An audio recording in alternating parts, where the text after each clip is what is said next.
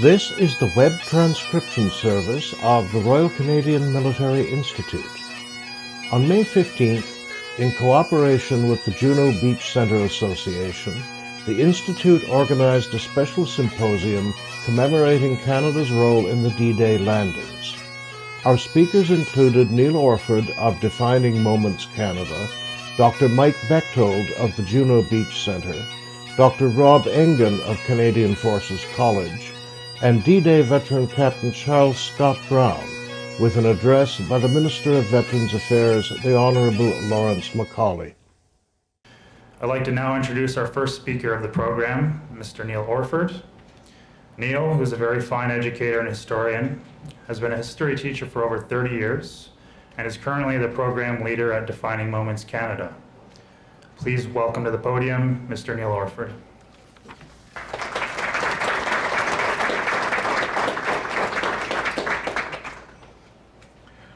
President Hoare, President Cooper, honored veterans, members of the Military Institute community, and honored guests.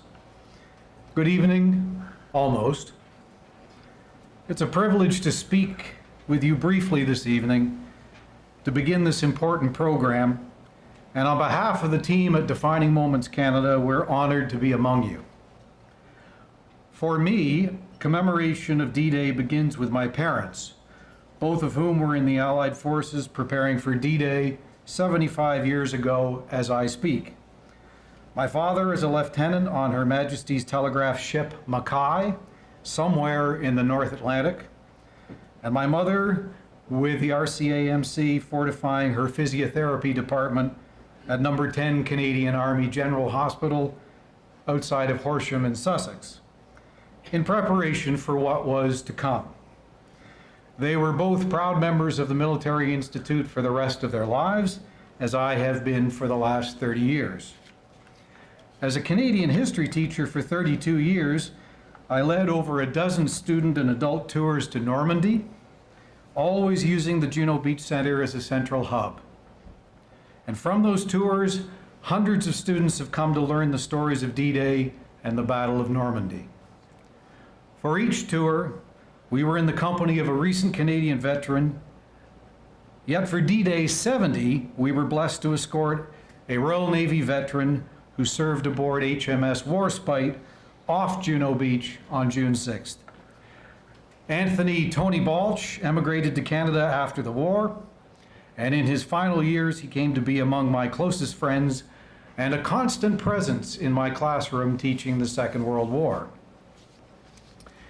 In this, the 75th year of honoring D-Day, our team at Defining Moments Canada has partnered with Veterans Affairs Canada, Canada's History Society, and the Juno Beach Centre Association to conduct a national digital commemoration project for students across Canada. Using 21 oral histories recorded by Blake Heathcote's Testaments of Honor archive about 20 years ago, we have designed Canada's most innovative heritage website, which both tells the stories, but also teaches young Canadians how to tell the stories. The names of the Normandy veterans we feature include those well known to the RCMI: Richard Romer, Barney Danson, Nora Cook, Charlie Forbes, but also many whose stories are less well known, yet every bit as powerful. Merv Laux, a proud member of the Hiawatha First Nation who served with the 1st Canadian Parachute Battalion. Roland Reed, a member of the 3rd Regiment Maisonneuve. Jeanne Bouchard, a member of the Canadian Women's Army Corps. For all of our projects, our approach is to curate the stories of Canada's history through the moments that have been definitional to our identity, and to do this using innovative digital technologies specially designed for a 21st century audience. As Dr. Tim Cook has described our project, we are less bricks and mortar and more tools and teaching. The memorial we are building will set a new standard for commemoration among Canadians. In 2017, Defining Moments Canada began a 2-year national commemoration for the centenary of the Spanish flu pandemic, which swept Canada through 1918 and 19, claiming the lives of over 50,000 souls. In partnership with Canadian Heritage and 16 other institutions, we uncovered Canada's history as told through the experiences of those who suffered, survived, and persevered through the pandemic, deeply intertwined with the conclusion of the First World War. This, of course, shaped Canadian history. It's our hope that our commemoration of Juno 75 and through our upcoming Defining Moments projects, we will continue to shed new light on Canada's history and share stories untold by voices too long unheard. I want to close by thanking Ryan Goldsworthy for including our national project with the Military Institute community this evening, Mike Bechthold and the board at the Juno Beach Centre Association for being our extraordinary partners, Minister Macaulay, I'm sure I'll thank him personally later on, and the terrific education and commemoration team at Veterans Affairs.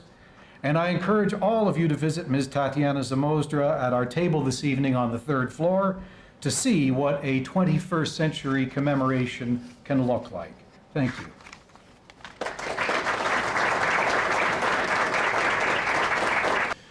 Our next speaker, Mike Bechthold, a frequent collaborator with us at the RCMI, was the managing editor of the Canadian Military History Journal for over 20 years and is currently the executive director of the Juno Beach Centre Association. His academic presentation will explore the experiences of Canadians during the Normandy Landings and add a personal face to the great and noble undertaking. Please help me welcome Dr. Mike Bechthold to the podium.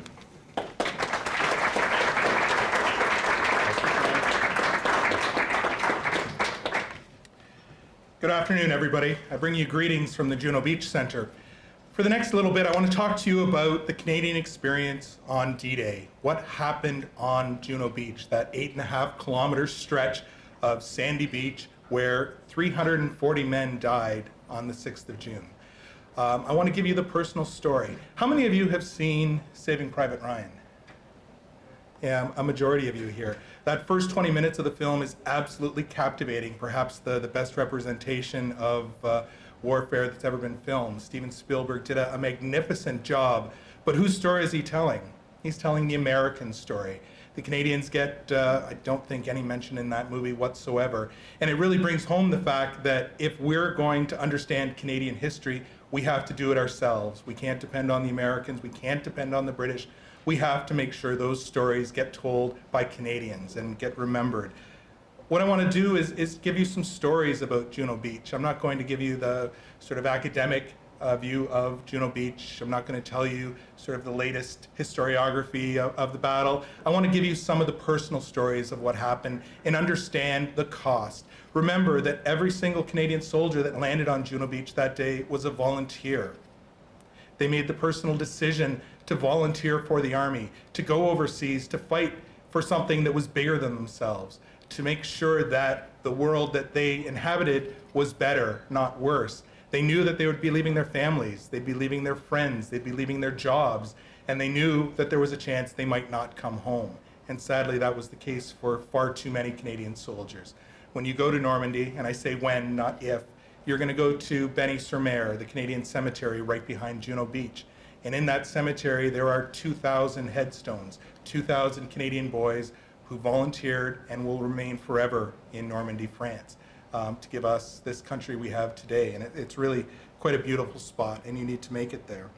Lieutenant John D Mclean landed with B Company of the Queen's Own Rifles at Bernier-sur-Mer on the morning of the 6th of June, and he was with the first wave to go ashore. He recalled, "Suddenly, the ramp went down and the men jumped into the water up to their armpits. I was the 7th man out. Bullets whizzed around us and smacked into the boats and into the men. Being in the center craft, we were in the zone of concentrated fire.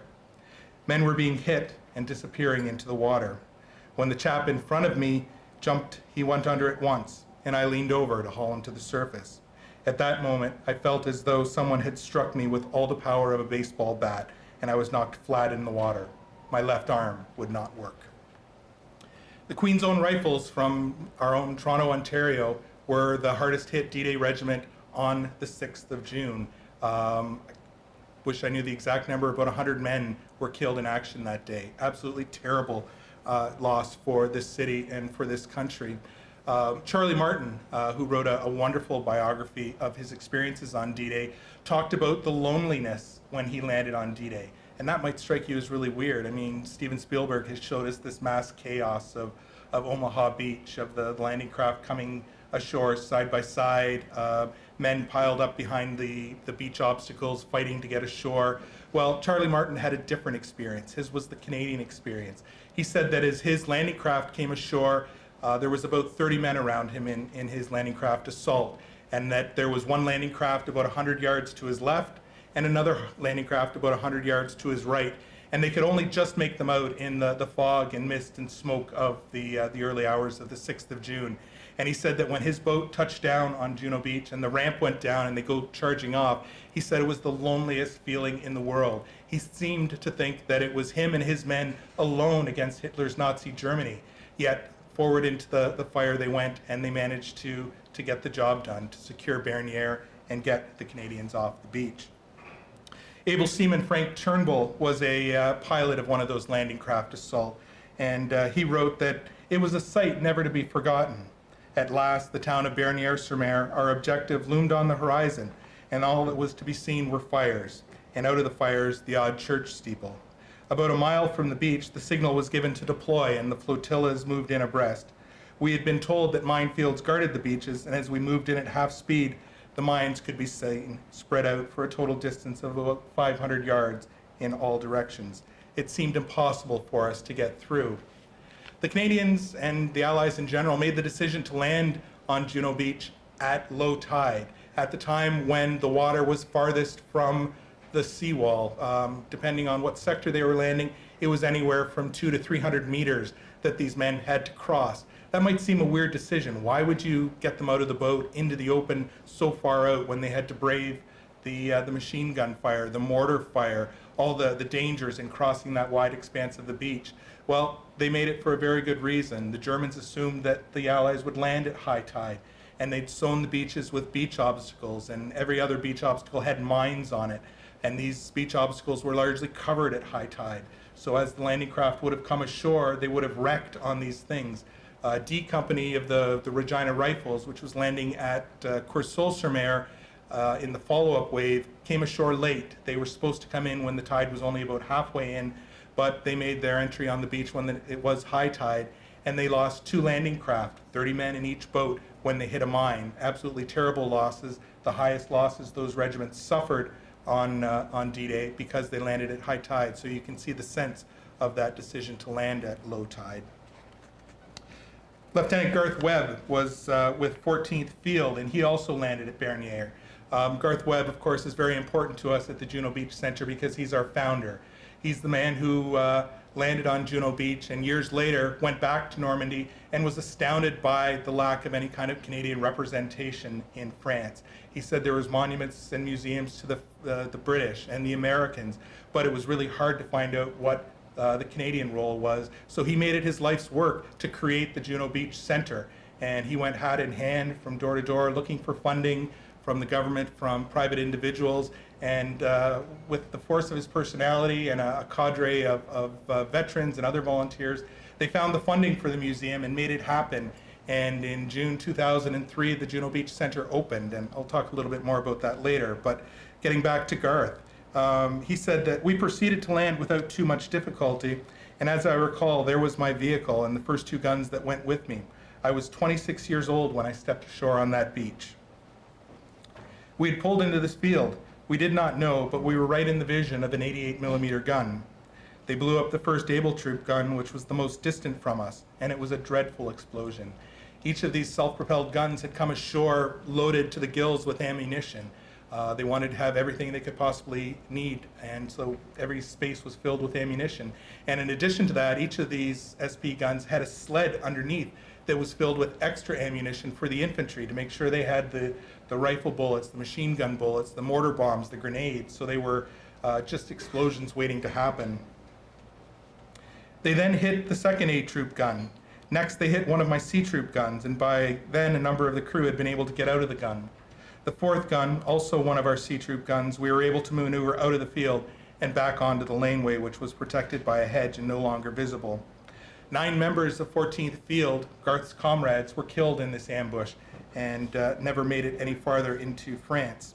The rest of the regiment was saved when a patrol from the Regiment de Chaudière explored inland, found that 80mm gun, and made sure that its crew didn't kill any more Canadians. D-Day is a success. It was an overwhelming success, and we all know that today. But the historian in me has to make sure that I remind you that D-Day wasn't assured as a success. We can't Monday morning quarterback it. We can't use 20/20 hindsight to say that D-Day was a success, and of course it was going to be a success. And I always like to point to a letter that General Dwight D. Eisenhower carried in his pocket on that fateful morning. And sometime the night before, he'd sat down at his desk and he'd scribbled a little handwritten note that went something like, it was to be his report to the media in case of the failure of D-Day. And he said that in spite of our best efforts, in spite of the great work by the Air Force, by the Navy, and by the soldiers, our D-Day landings have failed, and I've been forced to order an evacuation. And what I think is most poignant is the fact that he goes on to say that we did our best, but any failure is mine and mine alone. Here was a guy who was willing to own up to his mistake. And he was prepared to admit that to the world's press if D-Day failed. So it's an important point to keep in mind, because we look at D-Day as a success, but the men who were landing that day didn't know that that was going to happen. They had every hope that it was going to be a success. They had trained for years to be ready for it. They had every advantage going in terms of numbers of men, aircraft, everything like that to make sure that it could happen, but they didn't know, and until they got ashore, they didn't know what was going to happen. The title of my talk today is In Spite of the Bombardment, something like that. And it comes from a line out of the War Diary of the Royal Winnipeg Rifles, and it's a very poignant part where the War Diarist talks about the Royal Winnipeg Rifles landing on Juno Beach in front of where the Juno Beach Centre is today. And he says that in spite of the bombardment failing to kill a single German soldier, we stormed the beach without hesitation and got the job done. And it's an interesting quote, because the Allies were all about trading firepower for lives. Why risk a life when you could spend a ton of ammunition? And the Allies had prepared for that. They had heavy bombers, they had medium bombers, they had fighter bombers, they had battleships, monitors, cruisers, destroyers. They had landing craft that had rockets that were designed to blow up the minefields. They had landing craft that had the SP guns of 14th Field Regiment and other regiments that just absolutely plastered the beach. And there were some soldiers that thought that there was so much firepower being brought to bear against the Canadians, against the Germans on Juno Beach, that there's no way they could survive. But survive they did. In some cases, the bombardment missed. It was an overcast day. The bombers didn't want to risk bombing the landing craft as they were coming ashore, so they went further inland and dropped their bombs where they knew they wouldn't hit the Allies. And essentially, most of the German defenses were intact. In the sector of the Winnipeg Rifles, very little was touched. In other sectors, some bunkers were knocked out, but it really came down to the courage and tenacity of the individual soldier to make sure that the job got done. And at the end of the day, they held the beach and they kept the beach. Major Lockheed Fulton was a company commander with the Royal Winnipeg Rifles, and he recalled that the LCAs, the landing craft assault, took us as far as they could, but we still went into waist-deep water. The Germans were now alert and the mortars began shelling the beach. It's hard to describe the difficulty of getting through the seawater and across the beach to the relative safety of the dunes with your battle dress full of water and carrying a heavy load of ammunition and equipment. We have to remember that these men were young, they were fit, but they had to work really hard to get that job done. Can you imagine going into a place where you know that you're going to be shot at, when you know that people are going to be trying to kill you, and yet you still go? And these were the volunteers. They made the decision to go and be there, and it's really quite remarkable that this happened. We know that D-Day was a success, but we also know that it came at a heavy cost. I mentioned before, 340 men were killed. 340 Canadians died landing on Juno Beach and in the battles immediately afterwards. We know that another 22 Canadian airmen died serving with either Canadian squadrons or with British squadrons. And we know that 19 men of 1st Canadian Parachute Battalion perished when they dropped into France early on the morning of D-Day. 381 Canadians in total gave their lives on D-Day. And that marks it as one of the most costly days in Canada's experience in the Second World War. I think second only to the debacle at Dieppe. So it was a costly day, but it was a successful day. And it was the start of the end of Hitler's Nazi Germany. It was the beginning of the end. But don't forget, this was just the beginning. There was still 76 days of hard fighting to get the Allies to the end of the Battle of Normandy, where the Germans were finally defeated at the Battle of the Falaise Gap. Some historians like to talk about it being an incomplete victory, but it was anything but that. 2 entire German army groups were destroyed. The Germans lost some 500,000 men in Normandy. It was a complete victory on the order of Stalingrad, and Canada was front and center during that entire battle, and we can't forget that. Steven Spielberg does a great job telling the story of the Americans, but we need to do a great job of telling the story of Canadians. The Juno Beach Centre on Juno Beach in Normandy, France, does a great job of telling the story of those Canadians that landed on Juno Beach, but it does so much more than that. It's a museum of Canada and the Second World War, and it tells that entire story.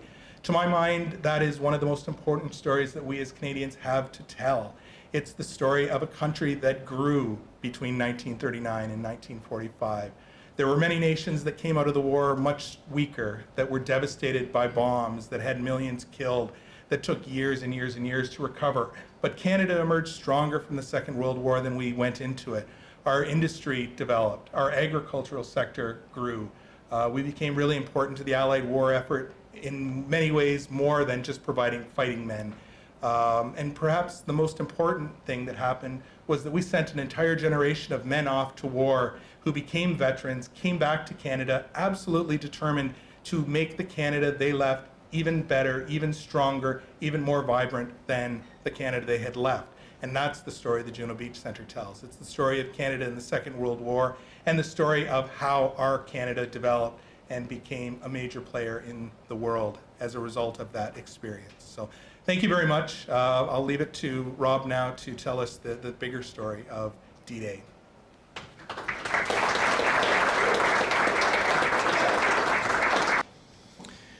So our second academic speaker today, Dr. Rob Engin, he was actually a contemporary of mine at Queen's University. We shared the same supervisor. Is currently both an assistant professor at the Canadian Forces College and at the Royal Military College in Kingston. His presentation today will assess the Normandy landings from the bigger picture in terms of strategic decisions and developments across the continent, which led to the resounding Allied success on the 6th of June, 1944. Please help me to welcome to the podium Dr. Rob Engin.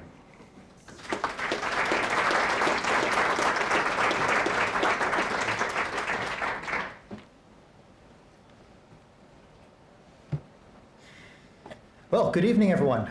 It is a great pleasure and an honor to be here tonight. This is my first time at the RCMI, and I am thrilled as anything to be able to be here to share a few thoughts with you. I'm particularly pleased to be on the ticket with such great speakers, Neil and Mike and Ryan.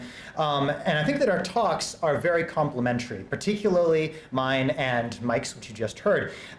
Mike gave a close examination of the Canadian experience, and what I've prepared in contrast looks at some of the bigger picture dimensions of D-Day and the Normandy landings, the kind of the strategic level dimensions of the war that needed to fall into place in order for D-Day to be a success. Now, I like Mike, I also plan to open with the letter carried in the pocket of General Dwight Eisenhower, the overall commander-in-chief for the Normandy invasion, that, as Mike just told you, was one of 2 letters that he prepared for whether the invasion was going to be a success or a failure. And while just about every contingency had been planned for, on the eve of the invasion, Eisenhower himself was still uncertain about the outcome, and he should have been. The invasion of France was one of the most audacious military operations ever attempted. It was a huge, necessary gamble for Allied strength. And the reason for that was that after the fall of France in 1940, the greatest challenge that the Allies were going to face in the war was getting ashore somewhere on the continent in order to be able to fight and defeat the Germans. The war was only going to be won if they could defeat the German army somewhere on continental Europe. But there's a lot of water separating them from Germany. Amphibious landings were going to be required no matter where they wanted to come to grips with the enemy. And amphibious operations are probably the most complicated, the most risky, and most challenging operations that can be undertaken in wartime. They require not only overwhelming force, but seamless coordination between the services, robust logistics, and rapid buildup across water into an area where the enemy can just drive down the road in order to counterattack you. So after the Allies lose France in 1940, their options are greatly reduced. Any path to victory over Nazi Germany must involve getting back onto the continent somewhere and building up sufficient force to take on the German army. So the main effort for that confrontation had to come across the English Channel. Hitler knew it, the Allies knew it. They didn't know exactly where or when, but they were preparing for a showdown on the coast of Northwest Europe. And the outcome of the war would ultimately hinge on that invasion. But wherever the Allies landed in France, the Germans were going to be able to throw almost 500,000 soldiers at them. Plus, they were fortifying the beaches of France, of Belgium, of the Netherlands, of Norway, as part of their Atlantic Wall effort, with some of its, which involved a tremendous amount of concrete and fortification. All of this was designed to make it even harder for the Allies to get ashore across the English Channel. So in my view, there's three major ways that the Allies had to prepare the ground for the D-Day invasion. First of all, the winning of the Battle of the Atlantic. Second of all, the Eastern Front. And third of all, a series of strategic moves that I personally conceptualize as sort of a game of bait and switch to keep the Germans out of position. And if any of them had failed, then the major landings at Normandy simply would not have been able to go forward. So I'll briefly go through all these, and not in tremendous boring detail, but to kind of capture some of the texture of what I'm trying to argue. First of all, the Battle of the Atlantic.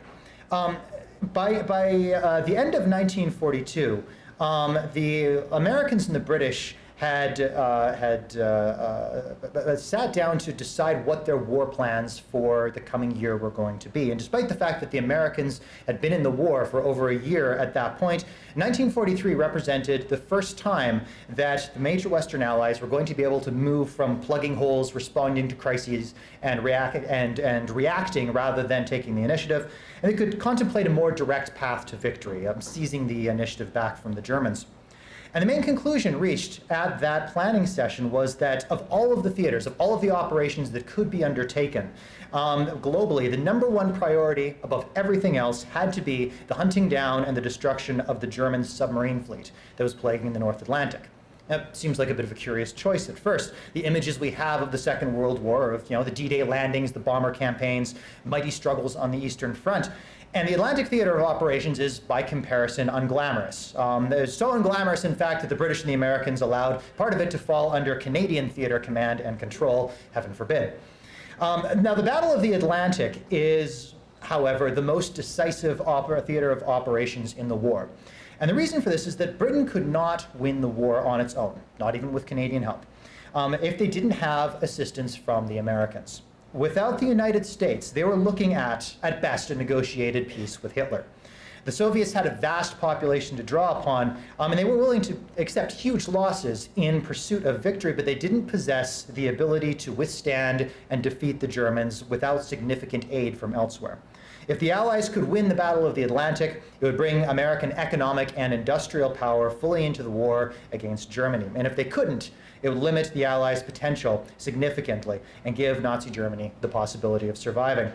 So no other operation against the Axis was possible without this connection being established and secure. Securing or disrupting it was the war, though the Germans only really realized this in hindsight. Now, the Germans did not view the Americans as the existential threat that they probably should have. They had not been a terribly formidable adversary during the First World War, when the American army arrived in the fray late and poorly prepared for modern war, and when American industry twisted itself into knots trying to keep up with war production. So between a dismissive attitude towards the Americans and a renewed faith in the killing power of their own submarines to keep the American contribution in check, the Germans entered 1942 with quite a lot of confidence. But this proved to be an ill-founded confidence. The Axis powers seriously underestimated American economic power. They sneered at the cars and the refrigerators that the American civilian population enjoyed, and it caused them to lose sight of the fact that some of the world's most pioneering corporations, leading the way in mass production and modern management, made their homes on American soil. So first, America's support of the Allies, and then its eventual entry into the war and its conversion to a command economy led to an unprecedented economic and industrial boom. Vast factories were assembled, and they started to produce war material on a scale that had never been seen before in human history. So once mobilized, the wealth, the population, and the market size of the United States gave the Allies an overwhelming material advantage in the war. And the Allies exploited that advantage as fully as they could. The Americans signed their first Lend-Lease bills into existence in March of 1941, providing material to the Allies free of charge.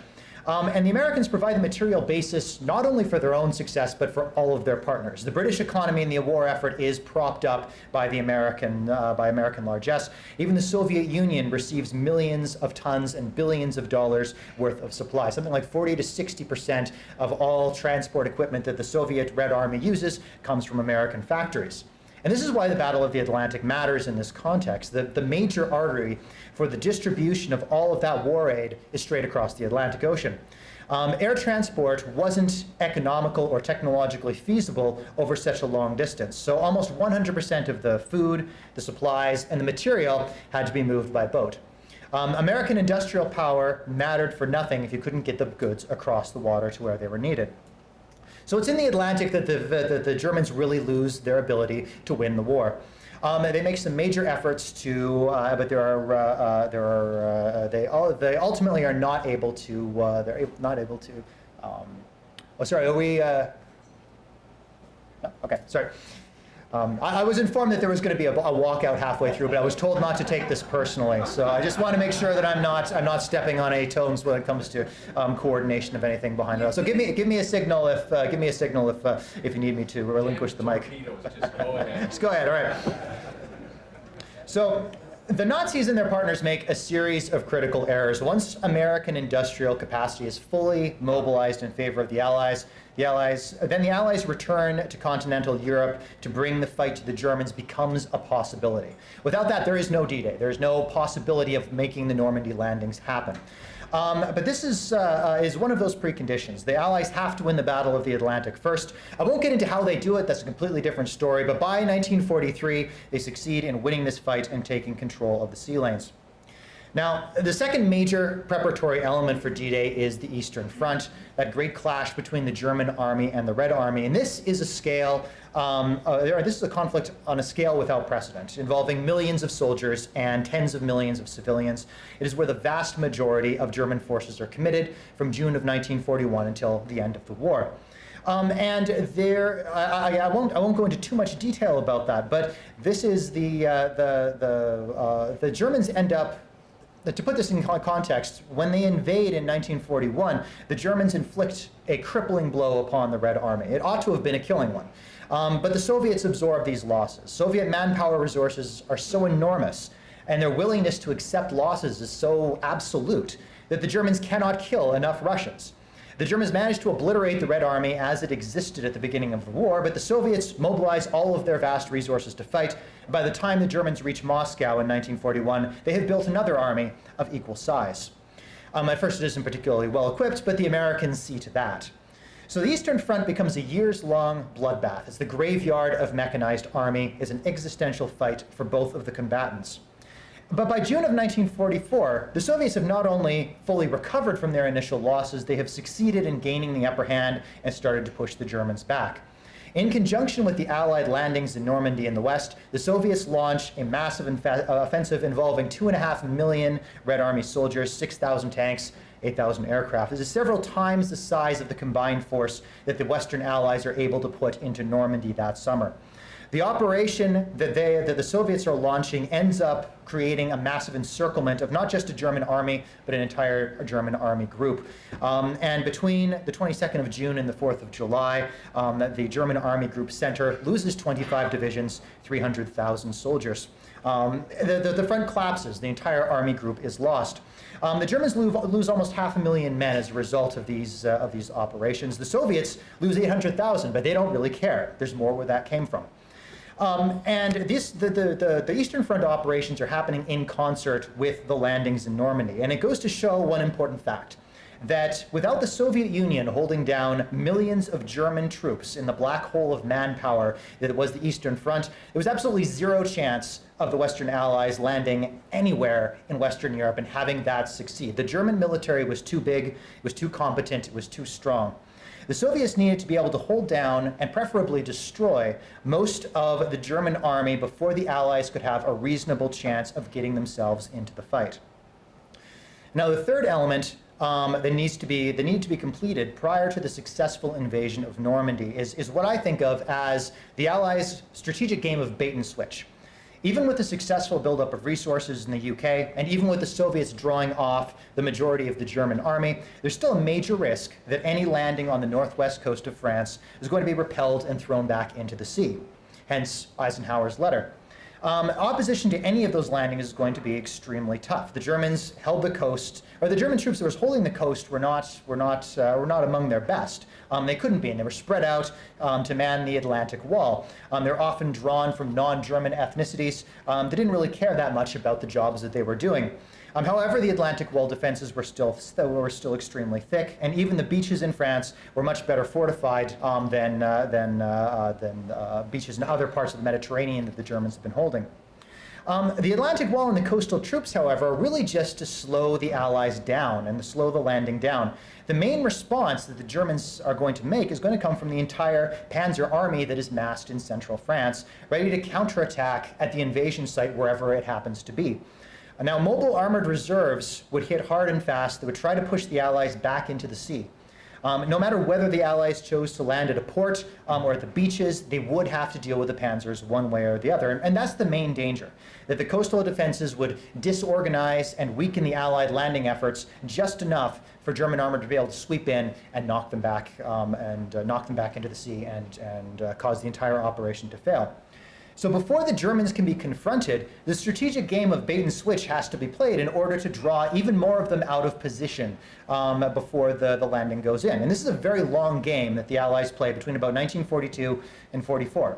The Allies have superior resources, but because of the geography of war, the Germans can concentrate theirs at any particular point. So the war during this time becomes a matter of siphoning German resources away from the critical areas, dispersing enemy strength as much as possible. Now, one of the main ways that the Allies do this is through the bomber offensive.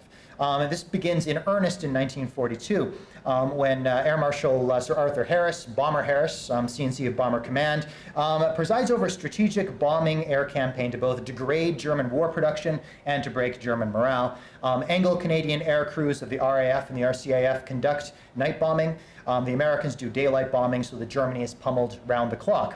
The losses on both sides are immense. Now, whether or not the bomber offensive was able to impact German morale in a meaningful way is debatable.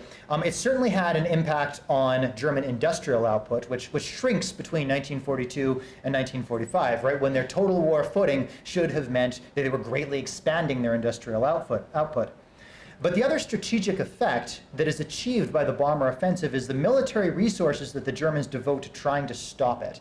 Over 1 million German troops and vast quantities of hardware and munitions are diverted to the Defense of the Reich air campaign. I believe it's something like 50,000 fighters, 30,000 anti-aircraft artillery pieces are devoted just to keeping the homeland secure from Allied bombers. Simply put, those are resources, particularly air resources, that the Germans cannot use anywhere else.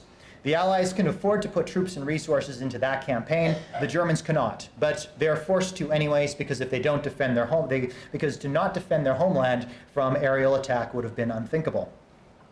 Now, on the ground, the bait and switch for the Allies begins at Dieppe in August of 1942. Mike talked a little bit about that already, the importance of the Russian pressure for the need for a second front. What the Allies really needed out of Dieppe was something short-term to keep German divisions pinned down on the Western Front, waiting in anxiety. So Dieppe wasn't just a trial for D-Day. There was a strategic goal. Even if they couldn't confront and destroy the Germans directly on the continent at that point, they were still going to be able to begin the process of drawing major German forces away from the Russians, away from the Eastern Front, where they were most badly needed. The problem with Dieppe was that it was not well thought out and ends up being a tactical disaster. But the price of failure is quite high. The 2nd Canadian Division is largely torn apart by its experiences. But in the 6 months after Dieppe, the Germans pull 50 divisions off of the Eastern Front to garrison France in the northern shore of Europe. Because the Germans know that after Dieppe, it's just a matter of time before the Allies try to come ashore again, and this time in greater strength. But the question for them is when and where. So Dieppe shows the Germans that the Western Allies can put troops ashore in large numbers at the time and the place of their choosing. They make a hash of it, but on a tactical level, the Germans aren't impressed. But strategically, they know that this is a harbinger of what's coming. So success or failure aside at the tactical level, Dieppe is part of an important effect, drawing Germany's limited forces back and forth across Europe, scrambling to defend every possible vulnerable point of a vast empire. It also relieves pressure on the Eastern Front and continues the long process of dispersing German effort. So it's in that context that after the campaign at the end of North Africa, the Allies decided to land on the island of Sicily, and that this was going to be their next target for their amphibious invasions. Only this time, unlike Dieppe, the intention was to get ashore and stay ashore. And this is Operation Husky in 1943. The Allies learn a lot from this, a great more than they learned from Dieppe. And Operation Husky and the Italian campaign that follows provides a vital southern flank for the D-Day landings. After they lose North Africa, and particularly after the Italians turn on them in September of 1943, the Germans have to commit another 40 divisions to simply garrisoning and safeguarding the Mediterranean coast of Europe and to occupying Italy. Because they know that the Allies can come ashore anywhere, and they commit to trying to hold all points of their empire. They disperse their efforts yet again.